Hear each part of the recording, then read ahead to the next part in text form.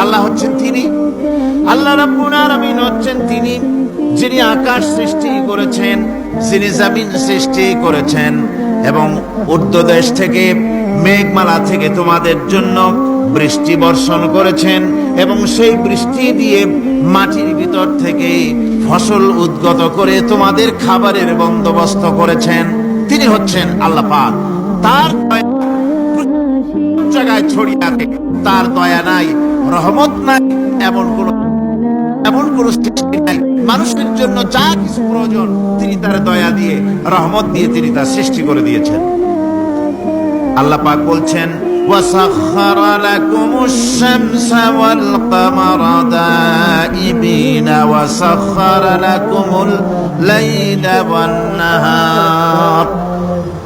যিনি চন্দ্র সূর্যকে সৃষ্টি করেছেন এবং এগুলিকে নিয়ন্ত্রিত করেছেন, চাঁদ সূর্যকে সৃষ্টি করে নিয়ন্ত্রিত করে দিয়েছেন, তোমাদের সমস্ত প্রয়োজন তিনি মিটিয়ে দিয়েছেন। দেখুন, চাঁদ এবং সূর্যকে আল্লাহ পাক সৃষ্টি করেছেন এবং একটা রহমত, একটা কুদরত সেই চাঁদ সূর্যের মধ্যে দান করেছেন।